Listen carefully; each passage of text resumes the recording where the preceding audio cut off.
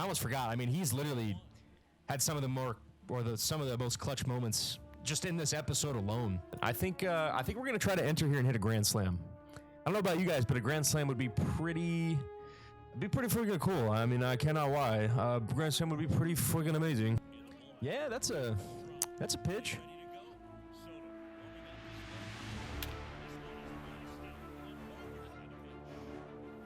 That's gonna work. That's gonna get in the gap. Victor might have just walked this game off for us.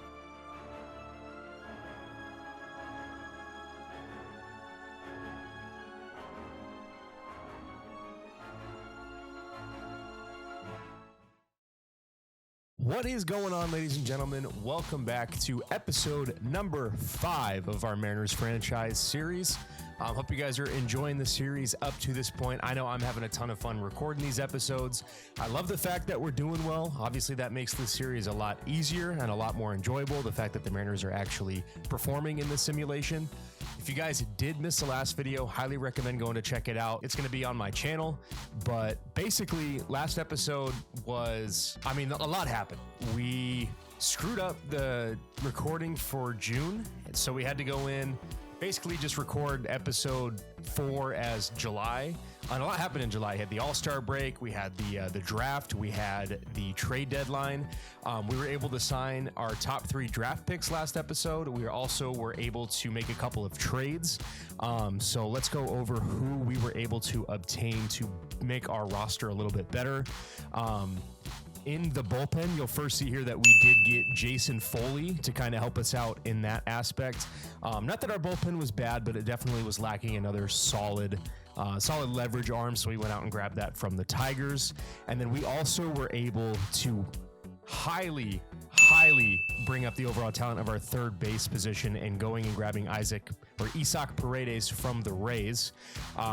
We still have Kobe Mayo. Kobe Mayo is still going to be on the roster. He's still going to get his at-bats, but in order for us to really, make that jump, get into first place in the division, we want to make sure that we have that third base spot filled up well. So we have Isaac Paredes now. He's going to come in. He's going to hit some home runs for us. Hopefully help carry us to the playoffs and beyond. So that's just a quick recap. In this episode, we're going to be in August, so we're going to be going through the month of August. But as always, if you guys do enjoy the video, make sure to leave a like, subscribe to the channel if you're new, and if you're enjoying the content, always leave comments, suggestions on things that I can do better too as well, because I want you guys to enjoy this just as much as I'm enjoying it, being able to record it. As we've been doing, we're just going to sim halfway through, take a look at how things are going, and then sim to the end of the month and do the same exact thing. So this month is purely probably just going to be simulation and kind of going over stats, and obviously jumping in moments where we have a chance to win games and all that good fun stuff. This seems like a pretty important moment. I think we're going to try to enter here and hit a grand slam. I don't know about you guys, but a grand slam would be pretty freaking cool. I mean, I cannot lie. Grand slam would be pretty freaking amazing. Yeah, that's a pitch.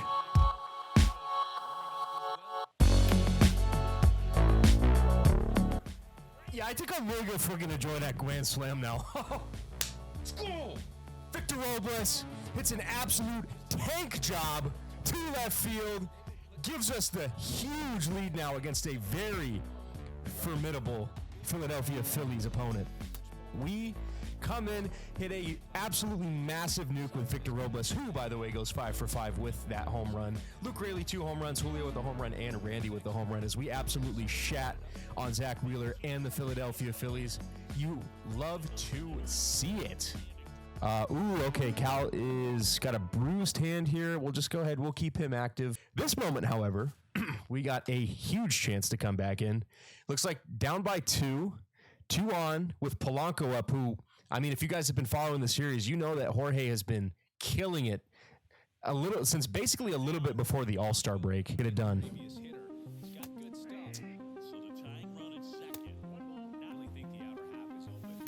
Ooh, was I late on that? Or I might have just swung under it. Yeah, I was just late and under it.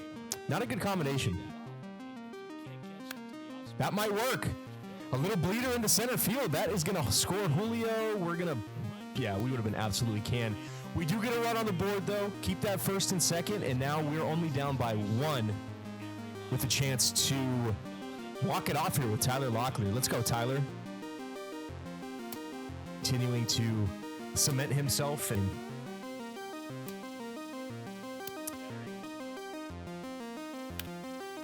it's a little in on the hands. I mean, he still made decent contact with it, but just right at the center fielder. All right, we are down to our last out, but still a very, very good chance to walk the Tigers off here. Okay.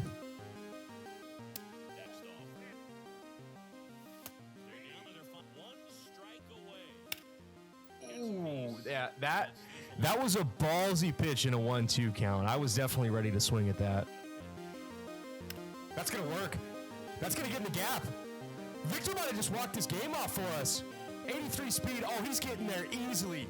Another huge base hit by Victor Robles. He walks it off here in the bottom of the 9th inning, and we're able to secure this dub to keep us from losing the series with a chance to salvage it in the 3rd game here against Detroit. That is a massive come from behind win here in the bottom of the 9th inning. Gotta love Victor Robles, man. We have a moment. It's a pitching moment. So it's only the 8th inning, though. We're just going to sim it through, hope that we can hold on to get the win. We do, 2-0. Let's go, Gabe Spire. Way to get it done. This one we are going to enter, though. And guess who is up at the plate? There's 2 outs. Got to face Shelby Miller here, but we just need a base hit to take the lead. Huh. Yeah, I mean, I guess I was under it. God, he threw it right down the middle. We have another situation here, though. They're going to let us have an opportunity to take the lead in the top of the 9th, which we are going to take. Let's go, Randy. I'd prefer a home run, though. Wow, that's bad. I should have killed that pitch. And Isaac Paredes against his former club. It's a go-ahead 2-run home run. Andres Munoz with the save. We do get the win there. We didn't really do anything to help it, but just glad that the team came through for us there. And just a massive win, Luke. Tyler Locklear 4 for 5. Randy was 3 for 5. Paredes with that go-ahead 2-run bomb. That's why you go out and trade for a guy like that. As this is a massive pitching moment. There's only 1 out, but just not looking to do it. And we actually get out of that jam and end up coming back and beating the Tigers. Love that. As we swept them, I think. Yeah, beautiful. So yeah, we start off the month hot. We take 2 out of 3 at home from Philly. Then we lose 2 out of 3 to Detroit at home. Then we go on, win 2 out of 3 against the Mets, and now we've coming off of a sweep of Detroit. The next half of the month, we're going to start in Pittsburgh. Hopefully, we can keep our momentum going, off this current 3-game win streak that we're on. But for right now, let's take a look at where we're at, and we have actually jumped everybody in the division. We are now first place ahead of Texas, only by a game though, and we're going to have some games against Texas coming up that are going to really be big for us, as far as winning the division goes. Team overall, I mean, we're looking really good. We're 11th overall, 19th in contact, 2nd in power, 12th pitching, 21st defense, 7th in speed. Actually, defense it's gotten a little bit better. I mean, still not great. We're not the best defensive team of all time for sure, but happy to see that we are making quite a bit of improvement in our offensive categories. Pitching looks like it's taking a step back, but hey, we're winning games. That's all I care about. As far as the statistics that we got going on here, we're just going to take a look at the team ones. We'll take a look at like the league at the very end of the video, but yeah, for now, let's take a look and see how the team is doing. So most likely just going to go over things that are glaring. I mean, a lot of these guys have been leading the team in at-bats throughout the whole year, so there's not going to be a whole lot of change over there. Let's take a look at home runs and see where everybody's at. So yeah, Isaac Paredes continues to lead our team in home runs. He's only hit that 1 though since he came over to Seattle, but it was a big home run. I'm not going to complain about it. He hit a go-ahead home run to win us that game to get us the sweep there in Detroit, so love that. Luke Raley has now jumped Cal Raleigh for home runs on the team. We have five players on our team that have above 20 home runs, so gotta like that. Julio's still having a pretty subpar season, I would say, for his standards.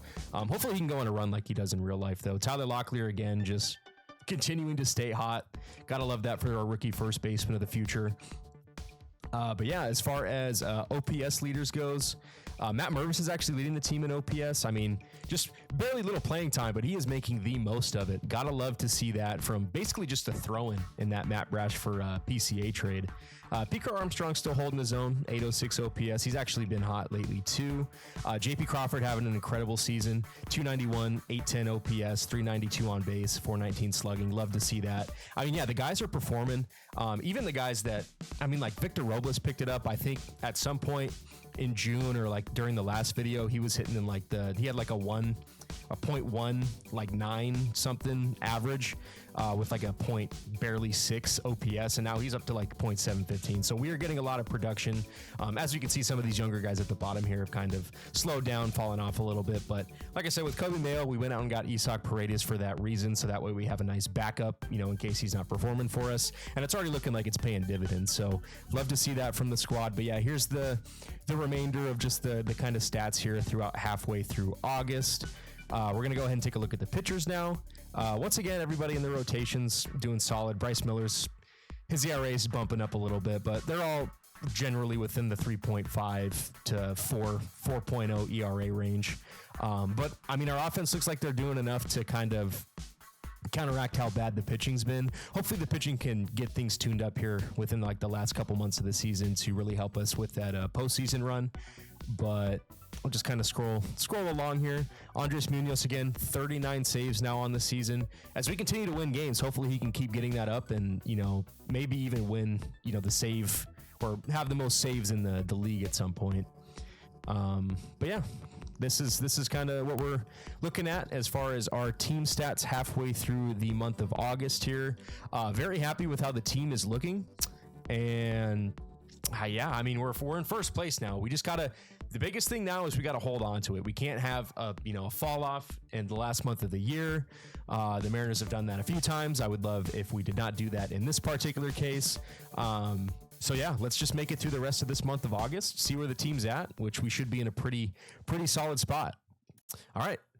We don't usually do pitching moments, but this is a chance for us to lock down the win. So we're going to hop in here, pitch with our main man, Andres, try to get him that 40th save of the season. Oh, yeah, 102. Never had a chance. Sit down. Sit down, Brian. I would have loved to see Brian Reynolds on the Mariners like last year, though, before he got signed to that contract extension. I can't lie. JP. Hey, that's not an easy play to make. I know I was kind of babbling there when that play happened, but got a guy with, really, really good speed like O'Neal Cruz. Great play by former Gold Glover and JP Crawford. And wow, we strike out Brian Reynolds and then get 2 first pitch swinging outs. We're able to lock down that save with Andres Munoz, get him his 40th save of the season so far with another basically month and a half to go. An absolute gem from Bryce Miller, it looks like. Julio 3 for 3 with 2 walks. Randy with a home run in that one. Another big win. I think I do think that was the first game of that series, so I think we're on a 4-game winning streak right now. Actually lost the first game of that series, but we come back and win that one, so that's good for us. We needed that. Now we got a big series against the Los Angeles Dodgers, who, by the way, as many of you probably know, are in the World Series in real life. The day that I'm recording this is actually Game 1 of the World Series. Personally, I think the Yankees take it in 6. I'm not a smart man. Yeah, that's not even a competitive at bat right there, if I'm being completely honest with myself. All right. Oh, that might work. That is going to work. 99 speed at first base, too. Come on, turn those bases, Pete. Oh, we're sending him. And we have a tied ball game here in the top of the 8th inning. Jorge Polanco coming through in the clutch for the team. 2-run double down the left field line. Love to see it. Let's see if we can't take the lead here with Tyler Locklear. Get your money, man. Life goes on. Hopeful. Yes, I am hopeful for today. Take this music and use it. Let it take you away. We're going to go ahead and simulate, see if we get another opportunity here. We do. Okay, our new guy, Isaac Paredes. We got a chance to hit with him to take the lead here in the top of the 10th. Hey, yo, what the? Adderall is still in the game as they actually walk Paredes. Wow, way to ruin that moment, Dave Roberts. Come on, what are we doing? All right, come on, Harry. Big moment for our young catching prospect.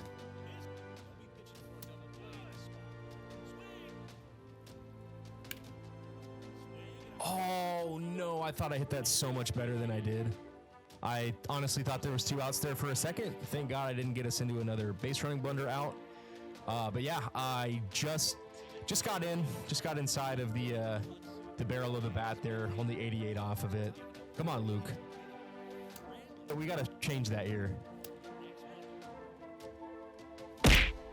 That is not going to get it done. That is off the end of the bat. Weak fly out to left field. We're unable to take the lead here in the top of the 10th. I don't feel good about our chances to hold it in the bottom half either. They want to give us a pitching moment here. I'm just going to keep simulating though. Not really wanting to pitch here.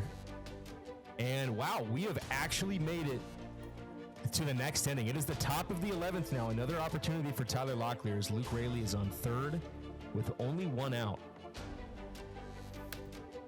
And that sucks. Yep, we get pitcher walled there. Not that I hit it all that hard, to be fair, but still thought that might have had a chance to make it up the middle. Just not a good swing though. We don't want to look like the 2024 Mariners here. Be the guy again for us.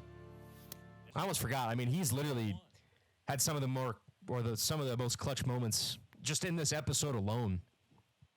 Need another one from him here. 2 outs. That's not going to get it done. I was so dead set that I knew he was going to throw a slider there that I was just willing to swing at it regardless of where it was. We're going to go ahead and just continue simulating. Hope Yemi can get out of that. Once again, just sim through. Hopefully he doesn't get walked off on here. He doesn't. All right, we got another chance here. I know for a fact if we don't take the lead in this inning, there's no chance we don't get walked off on. It's like JP. JP's 0 for 5 in this one too, so he has a chance to make that, that 0 for 5 turn into the most heroic at bat of the game here, potentially. Dude, oh my God, I barely touched. I suck.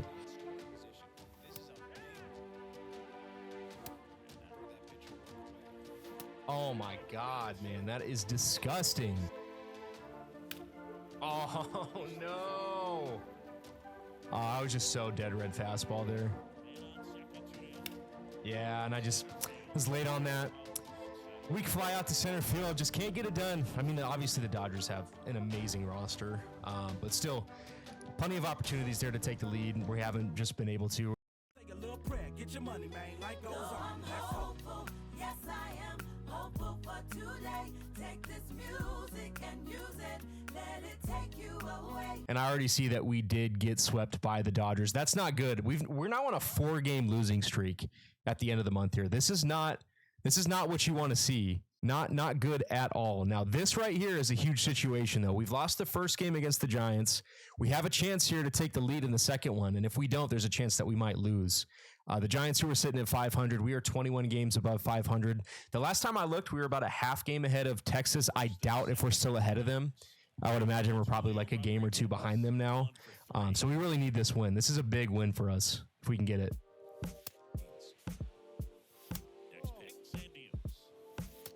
That cannot be missed. I have to absolutely murder that into the left field bullpen. And wow, I mean, the breaks of those two pitches were just opposite. They were both hung though. There's no excuse there. I should be able to come up with that. Okay, so now we gave up a home run, but we have a chance here in the bottom of the ninth to walk the game off. We have 2 guys on, facing a really, really good closer, though. It's not going to be an easy task. We're going to go ahead and bring Cal Raleigh in.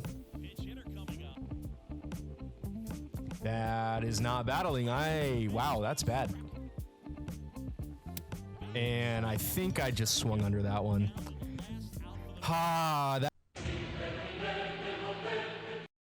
Okay, Victor, another chance for you to come up in the clutch for us. Not on that swing. That's going to be a weak fly out to center.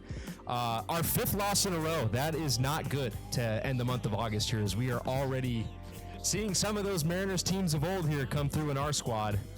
Don't love it. Don't love it. We need a win. We need a win to just end this losing streak that we're on. This is a terrible time to go on a losing streak like this, and we need some momentum for us carrying the other direction. Hopefully we can get that here in the last game against the San Francisco series. It is at home. Hopefully we can win. So I did see here that we did get a win. That's big. We needed that win at home to salvage one here. We're just going to let Santos pitch this one out. We do lose that game. We've lost the first two now to Tampa at home. We're gonna let the CPU pitch that one out. Luckily, we're able to salvage a win in that series as well. I don't like how this trend of the month has gone though. We had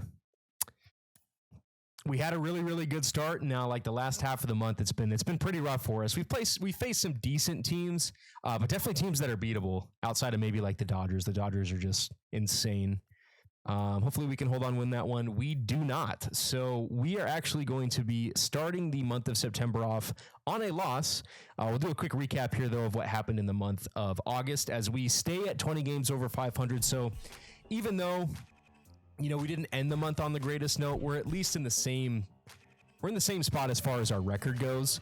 We started off very, very well though. We take 2 out of 3 from Philly at home, lose 2 out of 3 to Detroit at home, but then we go, and then we have the Mets at home. We beat them 2 out of 3. Then we go to Detroit, we sweep them, go to Pittsburgh, win 2 out of 3 there, and then things start to fall off the rails for us. We get swept in LA against the Dodgers, lose 2 out of 3 at home to San Fran, lose 2 out of 3 at home to Tampa Bay, and now we've split the first 2 games of this Angels series with one more coming up. Good news is we play the Angels, and then we got 4 against Oakland, so good chance there to get some wins under our belt. But as you can see, in the month of September, we have some huge series coming up. We play Texas 7 times in the month of September, and Houston 3 times, and both of those guys are right with us there in the division. So let's see kind of where we're at.